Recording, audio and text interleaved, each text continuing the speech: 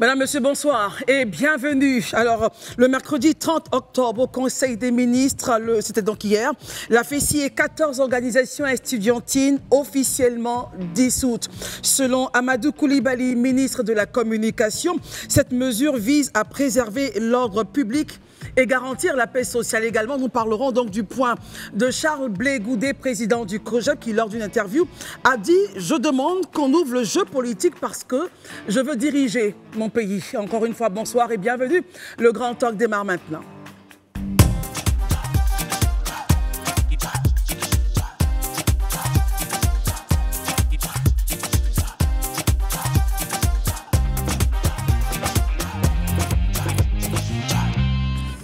D'être avec nous en ce dernier jour du mois d'octobre. J'espère que vous avez la paix chez vous.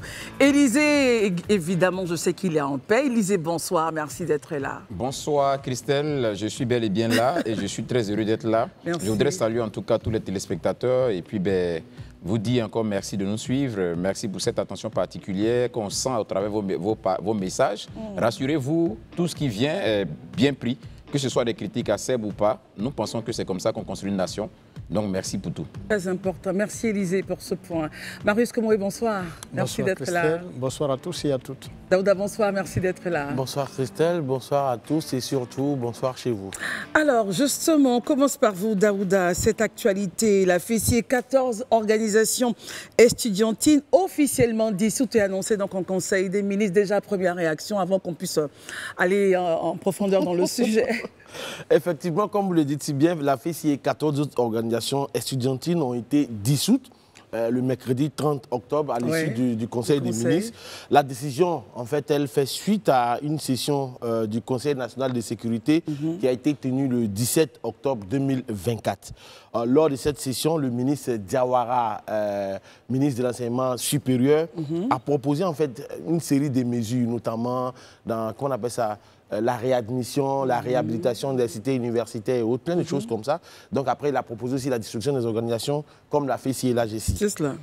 Mais pour ma part, comme je sais que c'est à ça que vous vous bien attendez. sûr, le postulat, le point, postulat. c'est cela. Pour moi, quand on dit tout ça, la dissolution de la FESI et toutes ces organisations-là, bien qu'ayant pour objectif de réduire la violence dans les universités, comporte pour moi des risques. Lesquels, Daouda? Le premier risque, pour moi, c'est l'absence de représentation estudiantine. Parce que vous imaginez, j'ai regardé dans la liste des organisations, il y a des associations pour les personnes en situation de handicap, ça me touche profondément. Il y a des organisations de tout genre qui sont dedans. Qui ont été dissoutes. Qui ont été dissoutes. Première chose. Et je pars du principe même que c'est la FESI qui a commis un acte répréhensible. Est-ce que, à cause de la FESI, tout le monde doit payer pour les erreurs de la FESI? Premier point. Pour moi, le deuxième problème que ça va poser, c'est le perte de canal de communication. Donc finalement, comment est-ce que les étudiants vont pouvoir communiquer avec l'administration ou bien l'autorité, le ministère, de sorte à avoir une interface en fait pour pouvoir discuter. Voilà. Et l'autre chose, c'est la fragilisation en fait de la lutte des étudiants. La quatrième chose, c'est que, et ce qui me fait un peu peur, c'est que c'est le risque que ces organisations-là aujourd'hui se mettent dans une situation informelle et de clandestinité. Mais justement, est-ce que le gouvernement n'est pas en train de prendre toutes les mesures pour éviter qu'on arrive à cela?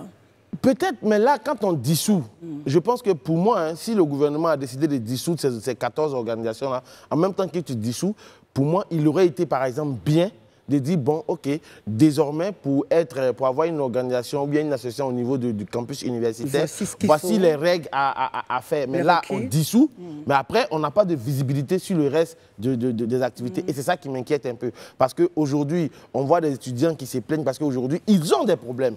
Qu'on le veuille ou non, on sait tous que la FESI, franchement, elle faisait entre griffes des bêtises, beaucoup de bêtises, mais au moins, il y a des luttes qu'elle menait. Et aujourd'hui, qui va mener ces luttes-là pour ces étudiants? Voici l'inquiétude que je pose ici et le postulat que j'ai sur la question. Très bien. Marius Komori, quel est votre regard? Est-ce que vous partagez justement le point de Daouda où vous dites non, mais c'est bien d'avoir dissous parce que ça tensait un peu la paix sociale? De toutes les façons, on ne s'attendait pas à une autre décision du Conseil des ministres sur le cas de la FESI et de la majeure partie des organisations syndicales qui pullulent le milieu universitaire et scolaire. quoi qu'il en soit, au regard donc des remarques, des observations qui ont justifié et donc cette décision du Conseil des ministres, il est dit que c'est pour des violences en milieu scolaire et universitaire et surtout pour des questions de délinquance. Et donc l'un mis dans l'autre, nous sommes tous d'accord qu'il y a eu énormément de dérives dans la gestion donc de certaines organisations associatives et syndicales en milieu scolaire et universitaire, mais il n'en demeure pas moins de rappeler, comme l'a dit Daouda, que les étudiants ont des droits. Ils ont, c'est vrai, des obligations, mais l'un des droits aussi, c'est de pouvoir se mettre en association pour pouvoir naturellement porter auprès donc, de l'administration universitaire et même des pouvoirs publics leurs mécontentements, leurs angoisses, leurs peines, leurs souffrances face à certaines pratiques qui violent, à n'en point douter, et certainement leurs droits en tant qu'étudiants. Et donc, je pense que le gouvernement, à travers la loi sur les associations, va créer un nouveau cadre. Ah, très bien. C'était un peu la crainte de Daouda. Est-ce non, que, mais je suis convaincu. Il y aurait... Non. Avec la loi sur les associations, le cadre déjà, la nouvelle loi qui a été prise par ordonnance va permettre naturellement de mettre en œuvre de véritables associations qui respectent fondamentalement les dispositions qui les verront naître, c'est-à-dire leur objet. Et on évitera certainement, et cette fois-ci, je pense qu'il n'y aura pas d'association qui va donc se comporter comme la FESI l'a fait par le passé jusqu'à ce jour, au point d'être maîtresse sur le champ universitaire et scolaire en faisant tout et n'importe quoi, au point même de se substituer à l'administration universitaire qui n'était autre que le CROU en s'attribuant des chambres aux grandes dames de certains étudiants. Oui, mais en même temps, ça c'est un autre débat, Marius, quand vous dites en s'attribuant des chambres, mais en même temps le CROU était là. Oui, mais ils ont pas... Justement, ils ont joué les maîtres. Ils ont peut-être responsabilité partagée, Marius. La FESI a su justement s'imposer en milieu universitaire sans même que les responsables du monde universitaire... S'imposer aussi au CROU, c'est ça? Vous voyez bien qu'un professeur d'université qui donne un cours en plein amphi, des éléments de la FESI se permettent d'arrêter ce cours et mettre les étudiants dehors. On a vu ça. Et donc, ce n'est pas nouveau. Alors, est-ce possible aujourd'hui qu'avec la nouvelle loi sur les associations qui verra certainement naître de nouvelles associations plus outillées, avec des objectifs bien clairs, parce que l'État, pour leur accorder l'agrément, va bien regarder justement l'objet de la création de ces nouvelles associations et va mettre des balises. Plus jamais, rien ne sera fait comme avant. Merci beaucoup, Marius Komoé. Pascal, bonsoir. Merci d'être avec nous ce soir. Bonsoir, Christelle. Je vous remercie. Élisée Boloube, justement, vous avez écouté Daouda, vous avez écouté Marius Komoé. Quel est votre regard là-dessus? Avant d'aller plus loin, moi, je voudrais déjà qu'on revienne sur le justificatif avancé par le porte-parole du gouvernement, le ministre Amadou Koulibaly, pour justifier en fait cette décision-là. On dit que cette mesure-là vise à préserver l'ordre public et garantir la paix sociale. Moi, je pense que quand on sait d'où on vient, pour ce pays et pour les Ivoiriens que nous sommes, depuis quelques années, pour moi, on ne peut pas s'offrir le luxe de mettre en danger la paix sociale et l'ordre public. Donc, si une mesure doit être prise pour garantir la paix sociale et pour assurer ou préserver l'ordre public, pour moi, elle est salutaire, elle est vraiment salutaire. Ça, vraiment, il n'y a même pas de débat à ce niveau, elle est vraiment salutaire. Maintenant, quand on finit de dire ça, je partage totalement l'avis de Daouda. Je pense que aussi un État qui se veut vraiment un État, je vais dire, contributif, amélioratif, c'est cet État-là où il y a un débat qui se crée dans le système. Donc, il est important aussi que face à l'administration, je vais dire, de l'enseignement supérieur, il y ait quand même aussi cette représentativité-là des étudiants. Donc, il est important que, peut-être, j'imagine, qu'à la suite du Conseil des ministres, des instructions ont été données au ministère de l'Enseignement supérieur de sorte à ce que tout soit mis en œuvre pour que très rapidement, on ait vraiment aussi des associations représentatives et qui épousent effectivement les idéaux, je veux dire, d'une société moderne, d'une société civilisée. Là où vraiment on peut exprimer son mécontentement, mais dans les règles de l'art. Et ça, c'est normal que ça soit fait assez rapidement pour que, comme je le dis, on puisse ouvrir le débat dans le champ universitaire. Surtout que le milieu universitaire, pour moi, c'est le lieu de promotion de l'intelligentsia. Donc, c'est le lieu par excellence où vraiment il doit y avoir des débats contradictoires, où on doit pouvoir exprimer les mécontentements face à une situation, vraiment s'appuyant sur un argumentaire qui soit solide. Donc, c'est vraiment bien que, assez rapidement, des associations les plus représentatives et qui épousent, comme je l'ai dit, le bon fonctionnement d'une société puissent se mettre en place. Ça, pour moi, c'est important. Maintenant, je suis un peu désolé pour certaines autres associations Lesquels, par exemple, Daouda parlait d'une association de personnes donc, mobilité réduite. Donc, il faut avoir l'honnêteté de le reconnaître. Moi-même, c'est maintenant que j'ai vu qu'elles existaient. Ça veut dire qu'elles étaient vraiment certainement tellement discrètes qu'on ne pouvait pas, voilà, qu'on n'avait jamais su même leur existence. C'est dommage qu'elles subissent aussi cette mesure-là. Mais comme vous le savez, hein, des décisions, comme on le dit souvent, suscitent des dommages collatéraux. Donc, je pense qu'elles sont des victimes collatérales de la situation. Maintenant, si... Comme on le pense. Élisa, est-ce que toutes ces 14 associations n'ont peut-être pas des choses pour lesquelles le gouvernement dit attention, il faut celles-là, il faut pouvoir les réduire? Je suppose que s'il y a pu avoir une liste, exhaustive, oui, je suppose, je veux en tout cas je crois qu'il y a les investigations qui ont été menées pour arriver à la conclusion que ces organisations-là devaient être dissoutes, je suppose. Voilà, je pense que ce n'est pas une décision qui a été prise aussi à la légère comme ça. Clair, voilà, donc je suppose qu'il y a eu des investigations. Mais comme je le dis, même si c'est vrai que pour certaines, vous et moi, on est d'accord là-dessus, étaient tellement discrètes que c'est sur la liste-là qu'on les a connues. Donc s'il est vrai que ces associations-là, certainement, sont victimes d'une situation, d'un dommage collatéral, comme je le dis, c'est bien dommage. Mais on leur donne l'opportunité, je pense, dans la suite, de se reconstituer vraiment de façon assez responsable. Voilà, et puis participer au débat public au niveau du monde universitaire. Très bien. Alors Pascal, justement, au-delà de la mise à plat, de la dissolution, est-ce qu'on ne vous dit pas, OK, balle au centre, tout le monde, balle au centre, et ceux ou celles qui seront donc retenus le seront, comme Élisée l'a dit, en fonction des normes, de valeurs, de démocratie auxquelles la Côte d'Ivoire tient tant? Je suis contente que la balle soit au centre, comme vous le dites, parce que, à mon avis, si on avait dissous uniquement la FESI, comme ça a été fait à plusieurs reprises, sur plusieurs gouvernements, elle aurait repoussé, ou en tout cas, elle serait revenue de ses cendres. C'est une autre forme? Oui, la FESI, c'est un peu le phénix qui revient chaque fois. Vous pensez? Ah oui, et la nature ayant horreur du vide, je pense qu'il faut très vite légiférer sur ce que doit être une association. Vous remarquerez que dans le décret, c'est dit association à caractère syndical. Et le mot syndical est important. Le gouvernement ne dit pas de ne pas s'associer, mais je pense que la lutte syndicale estudiantine, c'est vrai, ça a raison d'être, mais peut-être qu'on va prendre le temps de la réglementer, de légiférer, parce que la réglementer et légiférer sur cette lutte-là, en tout cas sur ces objectifs, ce n'est pas forcément la museler, mais c'est faire en sorte que l'antre du savoir qu'est l'université le demeure. Donc oui, balle au centre. Et pour moi, il n'y a pas de victime collatérale. Au contraire, je pense que c'est l'opportunité qui est donnée à l'ensemble des étudiants, parce qu'on vient d'abord à l'université pour apprendre, pas pour se fédérer en premier lieu. On vient pour faire des études, pour les compléter avec un niveau universitaire de qualité et en sortir pour entrer dans la vie active, soit par de la recherche, soit par la participation dans le gouvernement ou dans le privé. C'est ça l'objectif. Maintenant, au cours de la vie estudiantine, on a des desiderata, on a des challenges qui nécessitent qu'on se mette en fédération ou en association pour aller les défendre face à l'administration. Et il faut que l'administration soit forte. Tout à l'heure, on disait, oui, c'était eux qui donnaient les chambres, mais enfin, les chambres avaient des clés. Il y a un moment donné où, rentrons dans la pratique. On vous rappeler justement que les chambres parce que je vois que j'ai vu que ça vous titillait et que j'aime bien. Non, je veux dire, j'ai été étudiante, on n'allait jamais... Moi, je suis allée voir le crew une seule fois. Après, j'ai compris que ce n'était pas eux qui étaient les maîtres du jeu.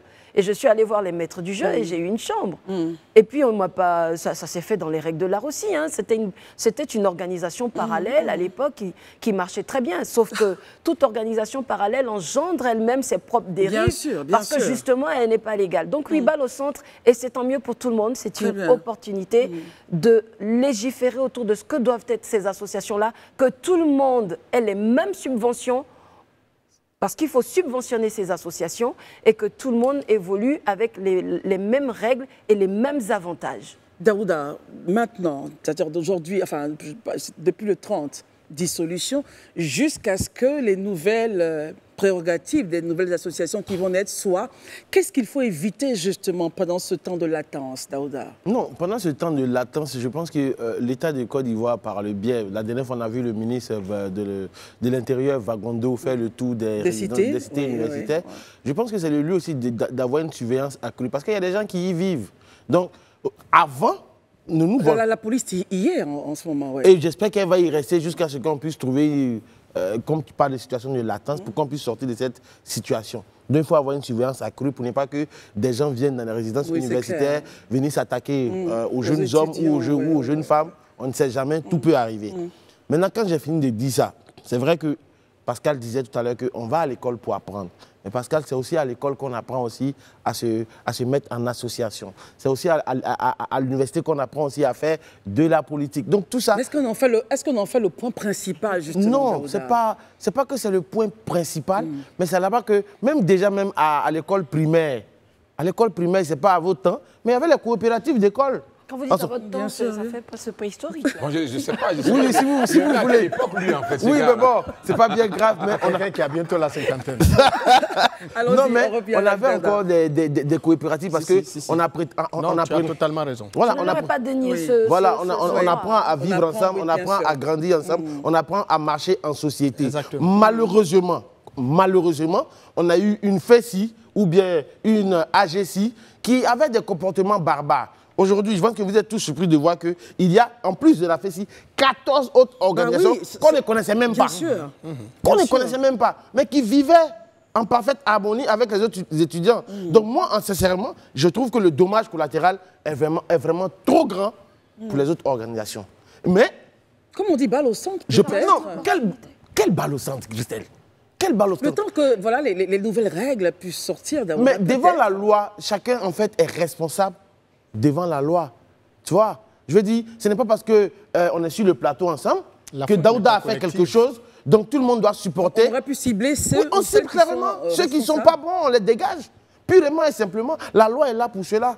Pourquoi est-ce que les autres doivent supporter? Parce qu'aujourd'hui, on est face à une situation où l'État dit, bon, ok, si on dissout la FESI et l'AGC, finalement, on nous dira de faire du 2 poids, 2 mesures.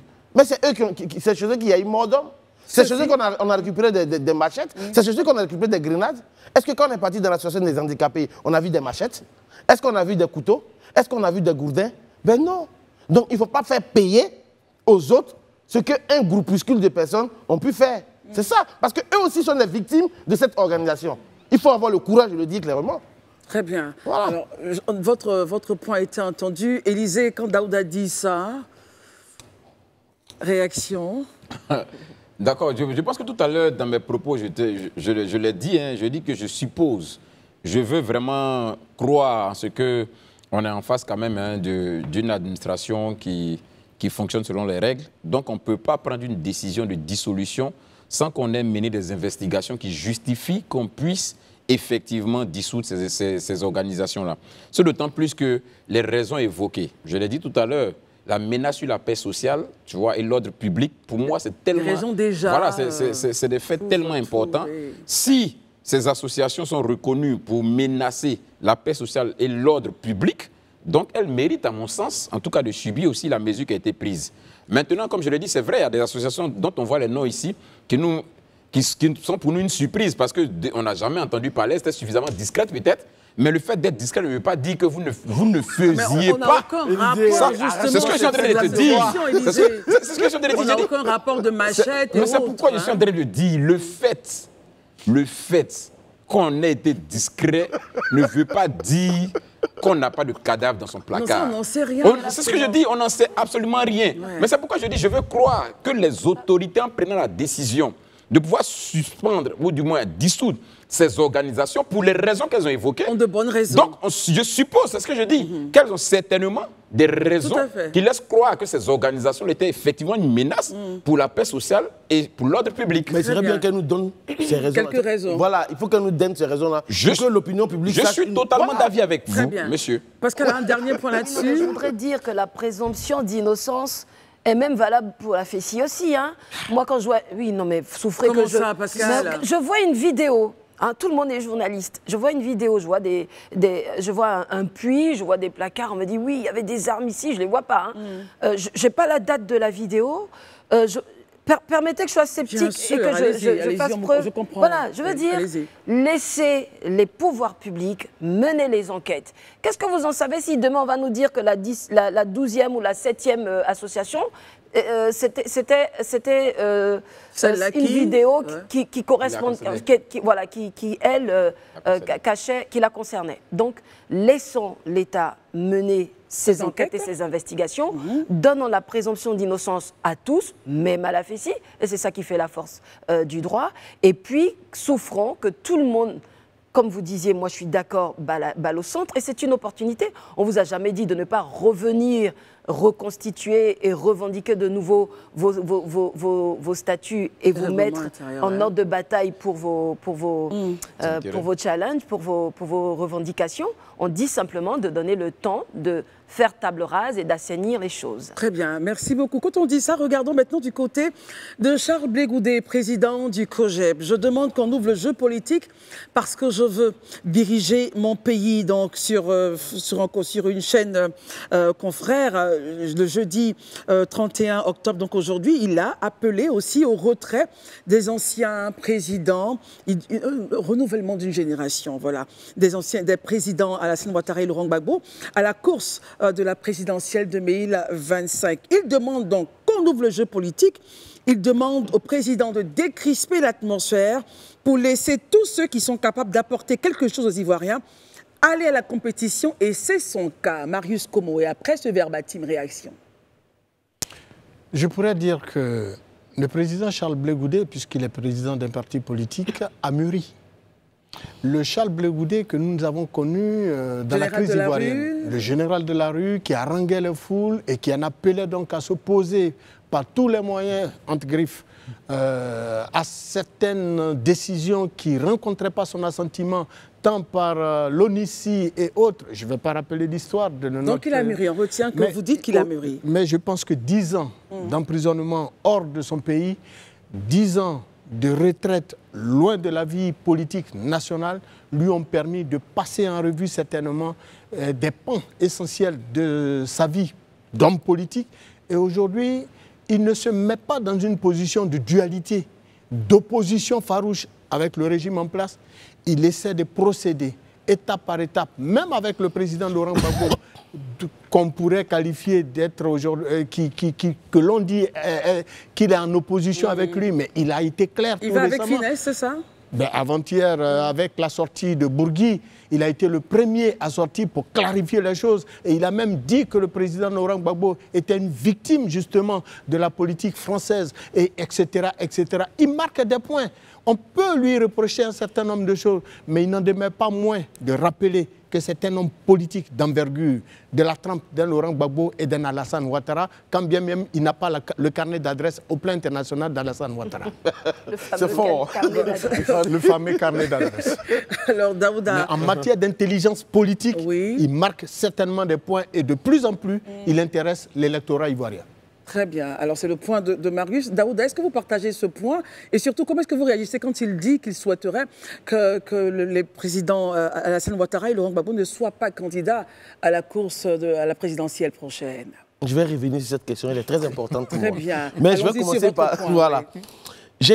Moi, j'ai eu aucune surprise.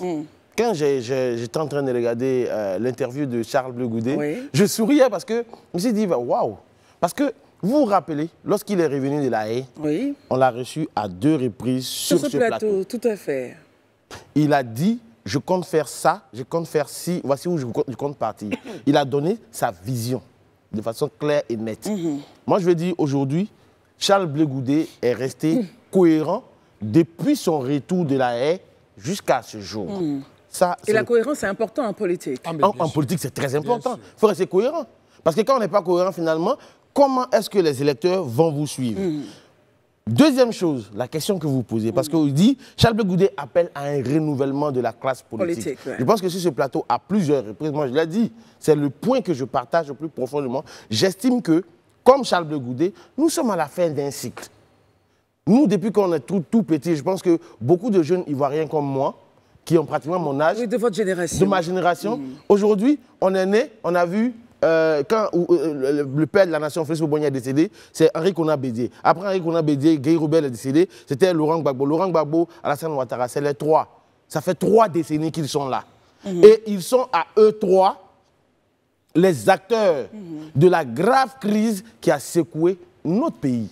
De mon point de vue, ça c'est mon opinion personnelle, je souhaite que l'aîné et le benjamin puissent aller se reposer. Ça c'est mon point. Mais il revient à leur parti politique de choisir, de dire, de décider. Ça, c'est dit. Mais parce que quand Charles Blé Goudé dit, par exemple, qu'il appelle à un renouvellement de la classe politique, ce n'est pas un changement de cosmétique seulement, parce que juste changer des têtes. Mais il faut un changement profond. Il faut aller plus loin. Parce que, quand je dis aller plus loin, il y a trop de personnes en Côte d'Ivoire qui ont été acteurs de cette crise-là. Donc, du coup, chaque fois que ces personnes-là vont prendre la parole, chaque fois qu'elles vont essayer de faire quelque chose, automatiquement, on commence à se rappeler de certaines choses. Et le troisième point sur lequel je vais chuter très rapidement, c'est le fait que c'est sa posture lorsqu'il demande la clémence du président Alassane Ouattara. Parce que là... Il ne va pas au front, il ne va pas justement à l'affrontement. À quoi ça sert d'aller en front line vis-à-vis d'un président qui est à la signature finale? Vous rejoignez donc Marius qui a changé de posture depuis longtemps. Je rejoins Marius sur ce point-là parce qu'il ne va pas en front line. Il demande au président Alassane Ouattara de faire un geste pour lui. Et même quand il demande de faire un geste, posons le postulat. J'ai pris le temps pour aller regarder les chefs d'accusation contre Charles Blé Goudé. Charles Blé Goudé a été jugé pour quoi à la CPI? Il a été jugé pour meurtre, viol, assassinat et autres. Mais il a été condamné en Côte d'Ivoire pour quoi? Et on termine. C'est pour les mêmes raisons qu'il a été condamné. Est-ce qu'on peut être jugé 2 fois pour la même chose? Non. L'autre côté, il a été acquitté. Je pense qu'il y a un distinguo à faire entre la condamnation de Charles Blé Goudé et la condamnation de Laurent Gbagbo. Et je pense que, vu la façon dont il le fait, je pense que le président peut faire un geste à l'endroit de Charles Blé Goudé. Très bien. Est-ce que vous avez le même point de vue que Daouda, justement, sur son désir de participer, de diriger un jour son pays et puis l'appel qu'il fait à ses aînés? C'est le droit légitime de tout citoyen s'il remplit les conditions liées à la Constitution, à la candidature suprême de se présenter. Et c'est légitime. Alors si M. Charles Blé Goudé, président du COJEP, remplit ces conditions-là, donc il est en droit de dire qu'il veut participer au plus haut niveau au développement de son pays. Ce que je retiens sur la forme, c'est que Charles Blé Goudé a choisi le plateau de France 24 pour faire cette annonce importante, mais c'est vrai, il l'a mieux structuré, mais elle est dans la droite ligne de ce qu'il est venu dire ici sur ce plateau. On peut le remercier parce que c'est un des acteurs politiques qui vient, ou en tout cas qui continue le dialogue quand il le faut sur les plateaux nationaux. Mais ce n'est pas anodin de le faire comme ça sur France 24 parce qu'on a connu des moments très tendus entre Charles Blé Goudé et tout ce qui était médias, notamment français. Donc ça veut dire qu'il reconnaît que ce sont des tribunes qui peuvent être... Oui, il a été traité plusieurs fois d'anti-français, justement. Oui, et là, apparemment, quand il demande à y faire une intervention, on le laisse s'exprimer. Ce que je retiens également et ce que je voudrais relever, c'est que pour moi, la question, ce n'est pas de laisser la place ou de faire partir les anciens pour laisser la place aux jeunes. La question, c'est de compétir. Que tous ceux qui respectent ou qui remplissent les conditions pour aller aux élections compétissent. Ça me paraît simple. Je ne vois pas pourquoi, à chaque élection, on demande à certains de ne pas venir et à d'autres de venir. Laisser les gens qui remplissent les conditions liées au fait de briguer un mandat, venir compétir. Pour certains, dans leur parti politique, leurs officines politiques, et pour d'autres, de façon indépendante. Charles Blé Goudé, et pour terminer là-dessus, dit qu'il veut une réforme profonde de la commission électorale et qu'il veut une élection transparente. Il y a déjà des combats à mener. Entre autres, notamment, il évoque aussi la révision des listes électorales qui sont en cours en ce moment avec et les inscriptions et les vérifications de présence et puis toutes ces questions de fraude que brandissent certaines personnes autour de cette liste électorale. Donc oui, il y a de la matière. Non, pour moi, ce n'est pas ça le combat de dire elle va se renouveler d'elle-même, la classe politique. Parce que je vais vous dire, il faut aussi prendre en compte les couards et tous ceux qui font des révolutions de salon et qui ne vont pas au charbon. Il faut aussi prendre en compte cela. Alors, si tout le monde y va, ben vous allez voir, la classe politique va se renouveler. Mais si on laisse toujours aux mêmes le soin d'assumer les choses et puis d'attendre qu'ils se trompent pour leur tirer dessus, on n'est pas prêt de la renouveler, notre classe politique. Alors, justement, Élisée, quel est votre avis là-dessus? Vous avez écouté avec beaucoup de patience tout le monde. Est-ce que vous pensez que finalement la classe politique est vraiment à la fin d'un cycle, que nous sommes vraiment à la fin d'un cycle, qu'il faut laisser donc la jeunesse fougueuse qui désire ardemment diriger ce pays, voilà, gérer cette nation? Quel est votre regard là-dessus, Élisée? Ok, moi sur cette question-là, je pense que Charles Blé Goudé partage la même analyse que le président Ouattara.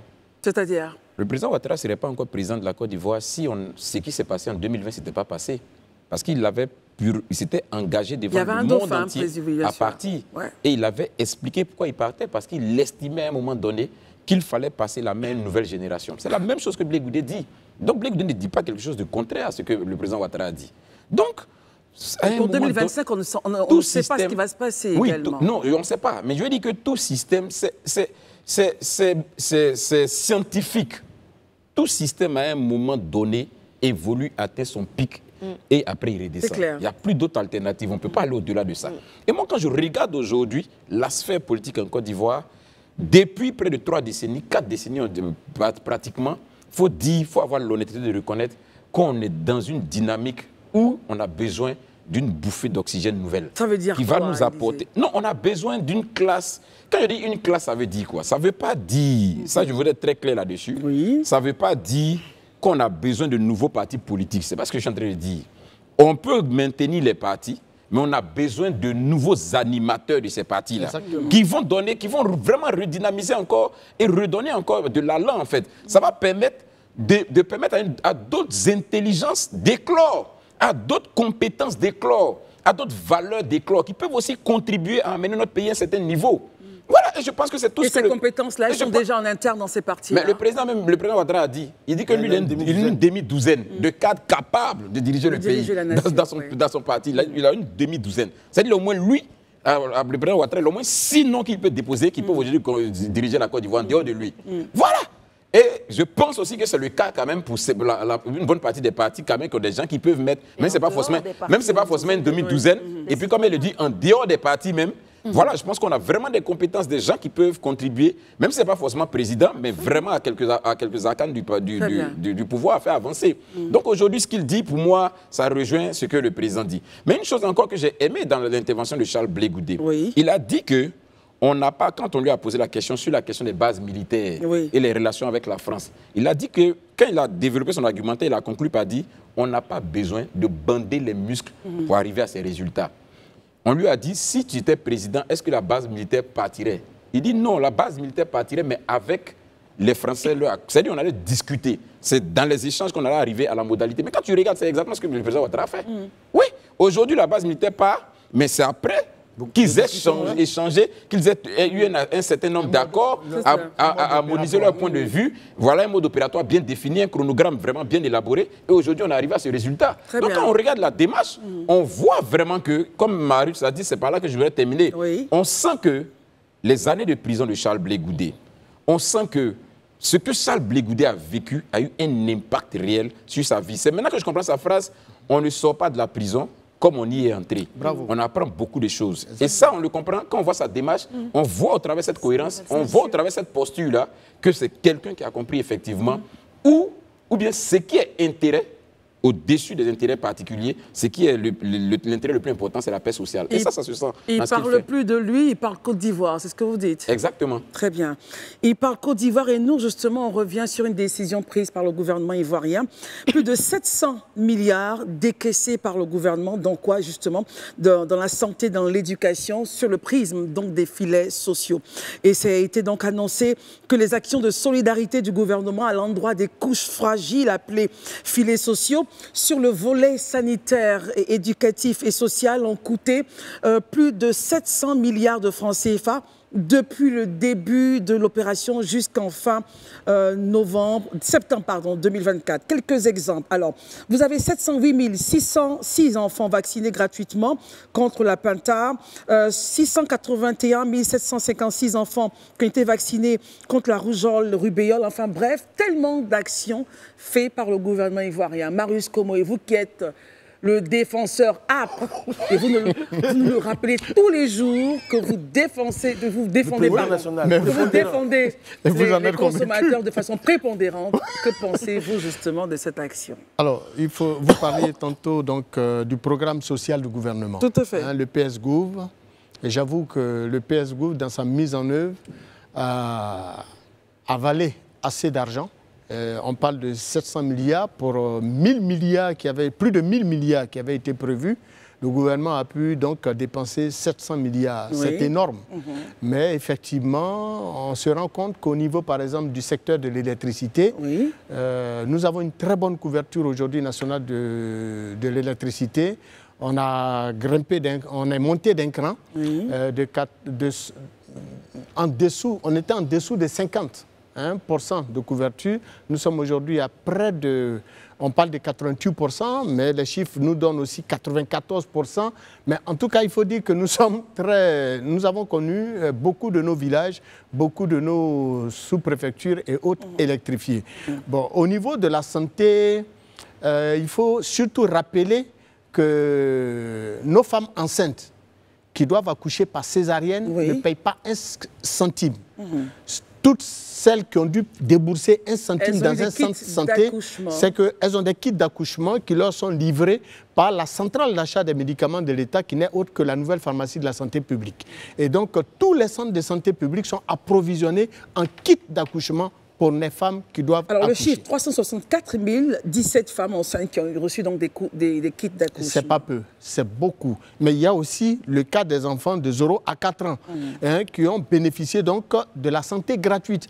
Bien que certaines pratiques dans nos centres de santé dénotent que c'est des enfants qui sont accompagnés par leurs parents, sont rackettés et tout ça, mais cela n'enlève en rien le fait que la santé pour les enfants de 0 à 4 ans est totalement gratuite au niveau national. Quand on finit de dire tout ça, Marius, avec les chiffres à l'appui, il y a eu des choses qui ont été faites, mais ne pensez-vous pas qu'il y a peut-être encore des chantiers à regarder? Mais bien évidemment, et c'est ce qui justifie notre combat au quotidien, l'amélioration des conditions de vie des populations.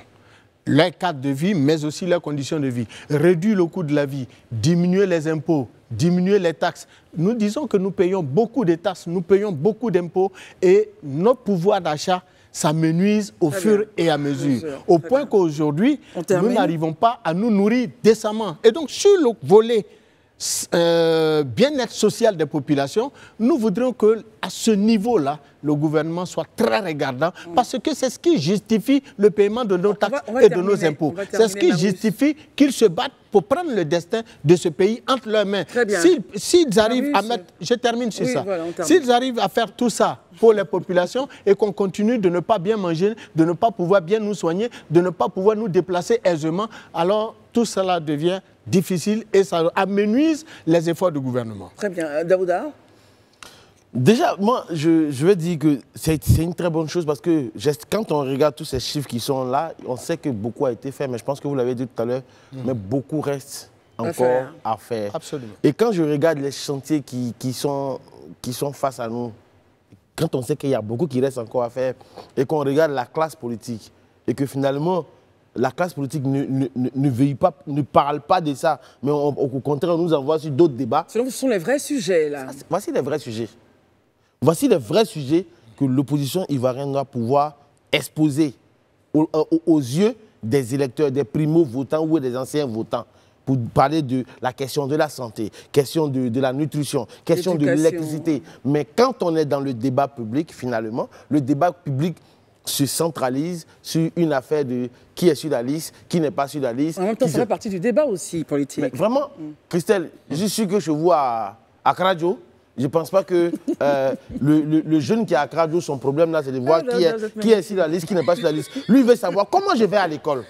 Comment je me nourris? Est-ce qu'il y a l'électricité chez moi? C'est de ça qu'il s'agit. Et moi, aujourd'hui, j'encourage effectivement l'État. C'est vrai qu'on va applaudir des 2 bras et des 2 pieds ce qui a été fait, mais je pense qu'il y a des chantiers encore à Beauboin, chez Élysée, mais surtout à Tiémé chez moi, parce qu'à Haute-Zéné, il y a encore des problèmes là-bas et qu'il faille qu'on adresse. Ça aussi, c'est très important. Pascal, votre point? Ouais, mon point, c'est que vous prenez le pays le plus développé au monde, il y a des choses qui ont été faites et il y a des choses à faire. C'est clair. Je veux dire, aujourd'hui, sur les plus de 150 États que compte le monde, dans quel État on est dans un pays de cocagne où il n'y a plus rien à faire, où les citoyens sont chez eux à la maison et puis que la manne descende tous les matins, tous les midis et tous les soirs pour qu'ils s'en sustentent. Enfin, il faut m'expliquer. Donc, oui, le programme social du gouvernement nous est étalé ici, grand bien face, et oui, c'est vrai, ces chiffres parlent, mais avant, ça y est, le programme présidentiel d'urgence, quand le président arrive, on n'est pas laudateur, mais voilà, tous les présidents qui venaient avaient un challenge, c'est comment chacun est arrivé à mettre en œuvre son programme. C'est ça la difficulté. Le plus difficile, c'est pas d'avoir un programme, quoique il faut qu'il soit bien ficelé, mais c'est de regarder dans l'évolution du temps à combien de pourcents je suis de l'application de mon programme. C'est pareil pour nous tous, dans nos dossiers de tous les jours, que ce soit sur des challenges personnels ou professionnels. Quand on vous donne un dossier, à un moment donné, on vous demande où vous en êtes. Sur les dossiers de la Côte d'Ivoire, on en est où? Est-ce que vous pensez qu'on a avancé? La réponse se trouve dans les chiffres qui sont donnés. Très bien. Et on termine avec justement Élysée. D'accord. Moi, je voudrais déjà préciser, peut-être à l'attention de ceux qui ne le sauraient pas, les filets sociaux sont cofinancés. C'est-à-dire c'est l'État de Côte d'Ivoire et la Banque mondiale. Et pour ceux qui ne le sauraient pas, à la première année des filets sociaux, le programme avait été tellement bien mené, jugé bien mené par la Banque mondiale, qui avait participé à hauteur de 69 milliards. Je vous assure, je suis près de 100 milliards. 69 milliards avaient tellement jugé le programme bien ficelé qu'il avait doublé sa participation la seconde année.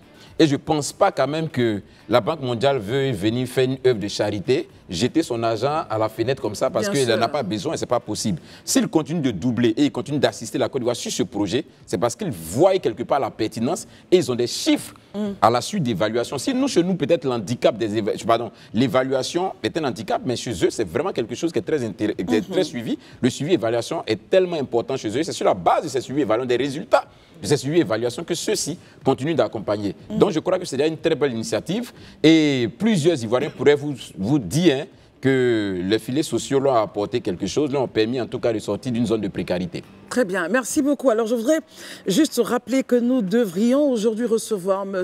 Jean-Louis Billon, mais qui reviendra assurément un autre jour. C'est cela, il nous a fait dire qu'il souhaite ne pas passer aujourd'hui, mais il nous fera signe pour un autre jour. Donc restez connectés à notre émission. On part au journal qui est présenté par Isabelle Vauvor. À tout de suite. Merci d'être avec nous pour la seconde partie de ce temps d'antenne. Pascal, Élysée, Marius, Daouda, toujours en notre compagnie, nous a rejoint le directeur exécutif de l'Institut national des administrateurs de Côte d'Ivoire, INADSI, doctorant du Centre d'études diplomatiques et stratégiques de Paris. Monsieur Ted Azouma, bonsoir. Merci d'être avec nous. Bonsoir. Avec vous, nous parlerons justement de la multiplication des sphères d'influence et leur impact actuel sur le développement de l'Afrique. Du 22 au 24 octobre dernier, c'était donc dans la ville de Kazan, en Russie, qu'a eu lieu le 16e sommet des BRICS, où figuraient donc les représentants et chefs d'État d'une trentaine de pays, notamment donc les pays membres fondateurs, le Brésil, la Russie, l'Inde, la Chine et l'Afrique du Sud, mais également il y avait d'autres pays qui tapaient à la porte, 13 pays au total, dont le Nigeria, l'Algérie.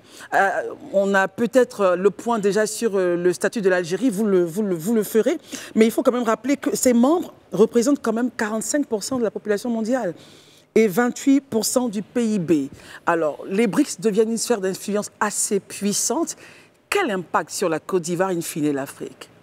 Merci, madame. Déjà, avant de parler de l'impact sur la Côte d'Ivoire, il faut regarder les scénarios qui vont se dessiner pour les 50 prochaines années.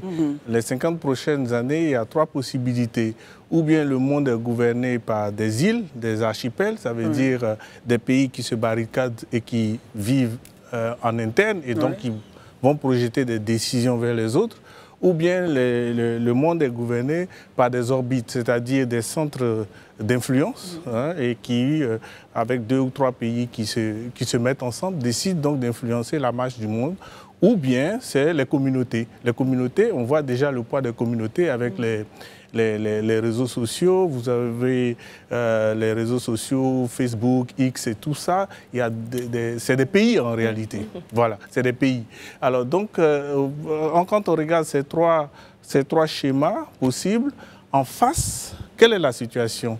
Vous avez parlé des BRICS, mais avant les BRICS, ou pendant que les BRICS se réunissaient, il y avait le Commonwealth aussi qui se réunissait. Il y a eu le sommet de la francophonie. Il y a eu avant ça le sommet Inde-Afrique, Chine-Afrique, Russie-Afrique. Bref, il y a des sphères d'influence qui sont en train de se mettre en place. Alors, le sommet des BRICS à Kazan a pondu un communiqué avec 12 points, justement. En 134 points, un communiqué en 134 points qui balaie donc toutes les questions relatives à la réforme des Nations Unies, à la sécurité, à la migration, à l'environnement, au NTIC, au terrorisme et tout ça. Très bien. Dedans, vous avez donc les BRICS, 3,4 milliards d'habitants ou de population. Vous avez l'Afrique, avec toutes ses potentialités, j'insiste là-dessus. C'est pratiquement 1,5 milliard d'habitants, avec des ressources naturelles, avec ses problèmes, bien sûr, mais avec un fort potentiel, parce que l'Afrique, c'est 2,5 milliards de personnes à l'horizon 2050. Donc c'est une opportunité pour toutes ces sphères d'influence-là. Donc l'Afrique est regardée comme un gâteau à partager. Je ne dirais pas ainsi, mais un gâteau. Alors, très bien. Alors, je parlais de 12 points. C'était 12 principales propositions qui avaient été retracées dans la presse. Bon, on pourrait donc s'interroger. L'Europe, pendant cette guerre de Russie-Ukraine, a augmenté donc ses échanges avec la Russie de 7%. Pendant ce temps, les pays africains qui essaient de deviser avec ce même pays sont souvent regardés autrement. Finalement, que comprendre ? Comprendre que la guerre est d'abord du business. La guerre, dès que les conflits commencent, il y a les armes, il y a les médicaments, il y a tout ce qui est transport de troupes, il y a le gaz, tout ce qui est gaz, le pétrole et tout ça. À côté de ça, il faut comprendre aussi que la Russie est un pays qui est vaste. C'est 10 millions de kilomètres carrés avec 141 millions d'habitants. Donc, qui pèse lourd face à l'Europe qui... on veut dire qu'il se cherche un peu. Et la Russie cherche à côté, puisque la Russie est sur 2 continents, l'Europe et l'Asie. Donc la Russie va revendiquer, à partir de cette guerre-là, son héritage asiatique. Donc vous verrez qu'elle va rentrer en contact avec la Chine, la Corée et tout ça, et raviver ses liens pour avoir ses soutiens. Quand elle a ses liens et ses soutiens, elle devient plus fort. Et donc la Russie va imposer progressivement ses vues aux Européens et tout, qui eux sont soutenus, heureusement pour eux, par une Amérique qui a un bon dynamisme économique, une population qui est assez dynamique et surtout un système politique qui est assez solide, qui le met à l'abri de beaucoup de choses. Donc voilà un peu la situation qu'on peut décrire. Pascal, question à notre invité. Oui, je voudrais revenir sur les résolutions qui ont été prises entre le 22 et le 24 octobre à Kazan, en Russie. On parle beaucoup de quitter le joug occidental, mais est-ce que, et je le disais ici à un invité, il revenait sur le terme joug, et je le redis, l'enjeu, ce n'est pas de quitter un joug pour en aller vers un autre. Et d'ailleurs, je disais aussi à ce moment-là, est-ce que vraiment il y a un joug, est-ce que finalement ce ne sont pas nous-mêmes qui cherchons toujours à nous mettre sous la tutelle d'un groupe ou d'un autre? Parce que quand je regarde à froid, il y a déjà pas mal d'organisations créées depuis l'ONU et tous ces démembrements, en passant par les organisations nationales, internationales, sous-régionales, pour en créer d'autres encore. Donc j'espère, en tout cas je pense que les Africains ne se trompent pas d'enjeu, mais je reviens très précisément à ma question. Est-ce que les BRICS sont un autre joug pour les Africains? Alors psychologiquement déjà, la Russie, dans ses vieux rapports avec l'Afrique, n'a jamais eu de visée impérialiste ni colonialiste, encore moins la Chine. les seuls pays qui ont eu des visées colonialistes ou impérialistes sont malheureusement les pays européens. Et après, il y a eu la France donc, et l'Angleterre qui sont restés en pointe. Mais après, l'Angleterre a fait de indirect rule, c'est-à-dire qu'eux, ils ne dirigent pas directement, alors que les Français, c'est la politique de l'assimilation. Donc le vrai joug, c'est plutôt du côté de l'Afrique francophone. Voilà. Est-ce que je peux rebondir sur ce que vous venez de dire très rapidement? Et cette nouvelle façon de vouloir insérer, intégrer les économies africaines, les décisions politiques africaines, ce n'est pas une forme de nouvelle colonisation? Non, non, c'est simplement des aspects économiques et commerciaux pour pouvoir peser sur les décisions dans le monde. Vous allez voir dans les 134 points du communiqué de Kazan, à un moment, je pense que c'est le point 39, où on indique clairement que les BRICS soutiennent les résolutions des conflits africains avec des modes de résolution africains. Très bien. Voilà. Et donc ça, c'est une façon de penser. Et si vous prenez par exemple la Chine n'a pas encore eu, ça peut venir, de visée colonialiste. Parce que normalement, la Chine, c'est l'empire du milieu, hein, que vous voyez un peu. Meizhou, c'est le milieu. C'est l'équidistance. Voilà. Vous ne verrez pas une Chine qui va essayer d'être prédateur. Ils vont toujours rester à équidistance. Vous voyez, même dans la crise avec l'Ukraine et l'URSS, la Russie, ils vont donner des armes. Après, ils vont essayer de... Voilà. Ils sont très précautionneux. Ils ne cherchent pas à happer. Donc voilà les méthodes chinoises, c'est les méthodes un peu asiatiques. Mais le vrai joug, je peux le dire, a été plutôt du côté des Européens. Très bien. Mais bon, on ne sait pas ce que demain va donner, donc on observe.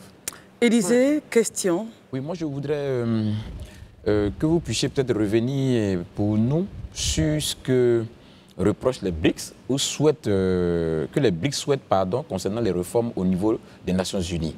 Parce que c'est pour eux un des points, je dirais, sur lesquels ils sont assez, je dis, virulents. C'est quoi ils reprochent justement réforme du Conseil de sécurité qu'ils veulent, voilà, au niveau ça. Même, ils ont parlé même de la réforme du secrétariat.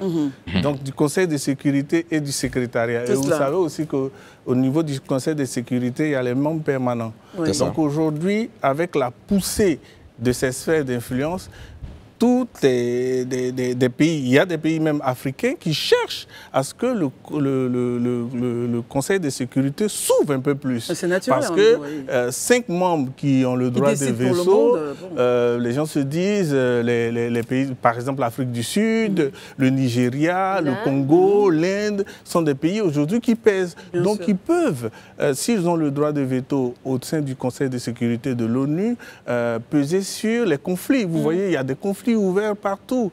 L'ONU n'arrive pas à gérer. En Israël, ça ne va pas. En Ukraine, ça ne va pas. Au Congo, c'est difficile. Au Mali, c'est difficile. Donc, ces pays-là, les BRICS proposent qu'on passe à une réflexion pour voir un peu qu'est-ce qui ne va pas. Les intentions de l'ONU sont nobles à sa création. C'était clair qu'après la Deuxième Guerre mondiale, 60 millions de morts, il fallait prendre des décisions pour que le monde soit plus habitable. Mais quand on fait le bilan aujourd'hui, est-ce qu'on a réussi? Voilà la question. Et donc, voilà les autres sphères d'influence qui disent, bon, si on n'a pas réussi, qu'est-ce qu'on fait? Méthode. Voilà. Très voilà bien. les questions. Marius? Alors, quand on sait donc le rôle central que joue le dollar américain donc, dans la finance mondiale, vous n'ignorez pas que la réorganisation aujourd'hui du monde du marché mondial et surtout la libéralisation du commerce devrait être aujourd'hui l'un des aspects les plus prépondérants dans la vision politique des BRICS. Parce qu'en Afrique, nous, c'est ce que tout le monde attend. Si tel est que vraiment c'est leur volonté d'accompagner l'Afrique, par exemple, à avoir un droit de veto au niveau des Nations Unies et tout ça, comment pensez-vous que les BRICS pourrait s'y prendre pour inclure justement les États africains à s'intéresser justement à leur nouvelle politique. Non, moi j'allais dire comment les États africains devront appréhender ou s'approprier les nouvelles dynamiques qui s'opposent aujourd'hui. Sous cette forme, je l'adhère. Parce qu'aujourd'hui, voilà. Les BRICS ont prévu une monnaie. Oui, non seulement ils ont une banque déjà créée, qui est dirigée par Dilma Rousseff, l'ancienne présidente brésilienne. Un projet de monnaie. Voilà, il y a tout ce... Mais ce que j'aimerais souligner, comment l'Afrique regarde tous ces mouvements et comment l'Afrique se positionne. Et ça, c'est ce qui est plus important. Je regardais tout à l'heure, avant de vous rejoindre, les débats sur les questions relatives aux filets sociaux. Oui, tout à fait. C'est vrai que c'est très important, ces filets sociaux, mais... Il y a des données importantes à regarder. Lesquelles, par exemple? Ce n'est pas forcément ce qu'il y a dans la poche. Pour un pays, il y a des indices qu'il faut regarder. L'impact. Il y a des indices à regarder, par exemple, le taux de mortalité infantile, qui est très important. Dans n'importe quel pays, si vous voulez faire avancer le pays, vous faites en sorte que, au sortir de la maternité, de 0 à 5 ans, les enfants vivent. Quand ils vivent, vous avez un avantage sur ce que vous voulez faire comme progrès. Donc, tant que l'Afrique aura des taux de mortalité autour de 43%, c'est ce qui est totalement scandaleux pour moi, tant qu'on aura ça, ce sera difficile de nous positionner face aux opportunités. Donc, il nous faut régler un certain nombre de choses en interne et puis saisir les opportunités qui arrivent avec ces nouveaux partenaires qui sont en train de taper à nos portes. Daouda? Je t'aide. Moi, ma question, elle est assez directe parce que tout à l'heure, quand vous avez commencé, vous avez parlé du sommet des BRICS, sommet Chine-Afrique, sommet Russie-Afrique.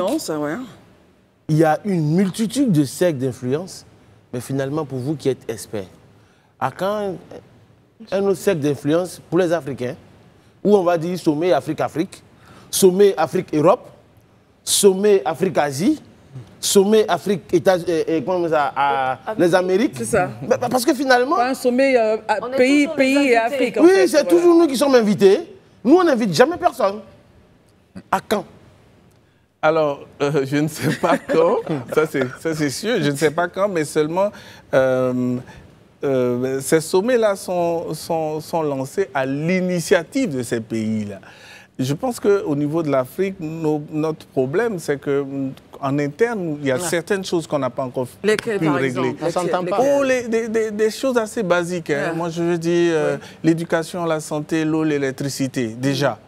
Voilà. Je veux dire, quand vous allez dans dire que le tableau est si noir que cela? C'est pas noir, mais avant de sortir de chez vous, il faut être sûr qu'en ordre, votre maison est. Enfin, tous ces pays qui convoquent l'Afrique, tout n'est pas rose. Tout n'est pas rose, c'est sûr. Absolument. Mais ils ont, j'allais pas dire le minimum, en sorte qu'ils peuvent prétendre chercher à prendre des ressources ailleurs. Nous, par exemple, imaginez un seul instant qu'on cherche, par exemple, à chercher des ressources en Inde ou même en Russie, pétrole, gaz et tout, uranium et tout. On a le problème de la transformation. Vous voyez que nos économies sont encore des économies où on ne transforme pas assez. Tous ces pays qui gravitent autour de nous, ils viennent ici chercher la matière première. Quand nous serons capables de transformer nos matières premières, nous serons capables d'imposer un minimum de choses aux autres. À ce moment-là, nous allons discuter un peu d'égal à égal. Mais pour l'instant, je ne suis pas très fier de le dire, mais c'est un peu difficile. Je peux le dire comme ça. C'est un peu difficile pour... Petite relance et ensuite... Petite relance, parce que en vous écoutant, j'ai l'impression que ça me ramène sur le fameux mot actuellement, qui est pour moi très galvaudé, la souveraineté. Concrètement, parce que ce que vous venez de expliquer, concrètement, tant qu'on ne serait pas prêt. Tant qu'on n'est pas... Est-ce qu'on est véritablement souverain? Bon, la question de la souveraineté, bon, je veux dire, mais ce sur quoi j'aimerais revenir, c'est la question de dire, vous avez demandé à quel moment nous aussi en Afrique, nous allons créer les sommets pour dire, venez chez nous, voilà ce qu'on veut faire, voilà ce qu'on veut faire. avant de le faire, il faut avoir les reins solides. Moi, je le dis, nous avons d'énormes potentialités. Et nos potentialités sont encore vierges. Lorsque nous prenons notre cacao, nous le prenons en fève et nous le transportons.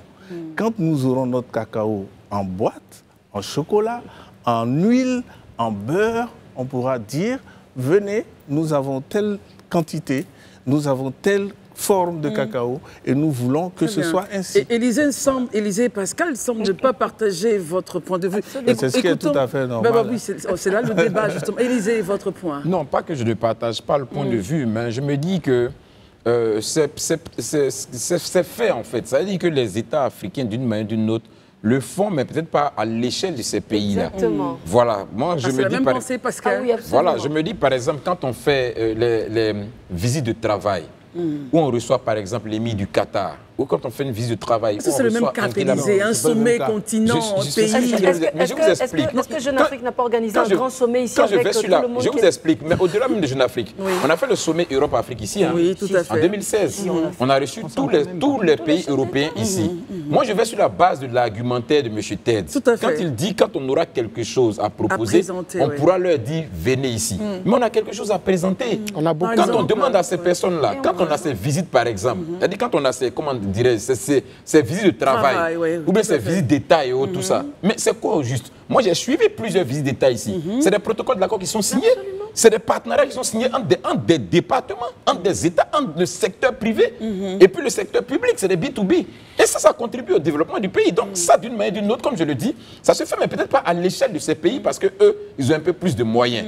Mais déjà, le fait qu'on ait abrité le sommet Europe-Afrique ici, a démontré qu'en termes d'organisation de sommet, ce n'est pas l'Afrique qui est en dernier. On peut le réaliser ici. Maintenant, comme il le dit, en termes de ce qu'il faut proposer, c'est là qu'il faut structurer les choses et puis éventuellement peut-être leur proposer. Justement, Pascal, puisque c'est le même point, compléter. Juste pour dire que quand nous sommes ici, les nouvelles générations nous écoutent.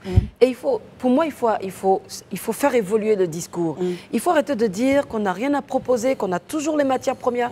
Ça fait 30 ans qu'on nous dit qu'on a les matières premières, mais qu'on n'en fait rien. C'est faux. Ça a évolué. Les industries extractives seront à l'honneur bientôt ici en Côte d'Ivoire et je suis sûre que ça va impulser le développement du secteur. On a des boîtes pour rentrer vraiment dans ce qu'a dit notre invité, on a des boîtes de chocolat, de cacao et d'huile à présenter. Il y a beaucoup d'initiatives en la matière qui se font. Donc il faut faire attention à ne pas donner aux nouvelles générations toujours le discours du mourant qui attend la main qui va venir le sauver. Il faut y aller. Écoutons-le parce qu'on est presque à la fin là. Alors moi je suis le plus heureux d'entendre ça. Le plus optimiste de cette table. Seulement ce que je dis, accueillir des sommets, ce n'est pas ça qui est le plus important. Le plus important, c'est d'influencer la marche du monde. Exactement. Et pour influencer la marche du monde, il faut avoir le pouvoir. Il faut avoir le pouvoir économique, il faut avoir le pouvoir militaire, il faut avoir le pouvoir financier et commercial. Est-ce que vous savez que l'Organisation internationale de la francophonie a été créée en Afrique? Le 20 mars 1970, à Niamey, a été créé en Afrique l'OIF. Mais les sommets, on peut en recevoir. Mais est-ce que l'Afrique influence le monde? Est-ce que l'Afrique, quand il dit qu'il veut rentrer au Conseil de sécurité de l'ONU, ce qui est tout à fait normal, parce que la déclaration de Washington qui a lancé la création des Nations Unies a été signée par l'Afrique du Sud d'abord, avant des pays comme la France et tout ça. Donc l'Afrique du Sud, le Libéria, l'Inde et tout ça ont signé ces déclarations-là. Voilà. Donc je pense qu'au-delà de tous les aspects de ce qu'on peut produire, c'est l'influence qu'on peut apporter sur les décisions dans le monde. Très bien. Merci beaucoup et on termine avec cette phrase. Merci beaucoup, M. Ted Azuma. Vous êtes le directeur exécutif de l'Institut national des administrateurs de Côte d'Ivoire, doctorant du Centre d'études diplomatiques et stratégiques de Paris. Avec vous, on parlait de la multiplication des sphères d'influence et leur impact sur le développement actuel de l'Afrique. Merci d'être venu. Je vous en prie, madame. Pascal, merci d'être venu. Merci à vous, Christelle. Merci aux téléspectateurs. Élisée Boloube, merci. Marius Komoué, merci. Merci, Christelle. Yaouda, merci. Merci, Christelle. On se retrouvera donc demain. D'ici là, portez-vous bien. Les programmes continuent sur la FTV. Bonsoir.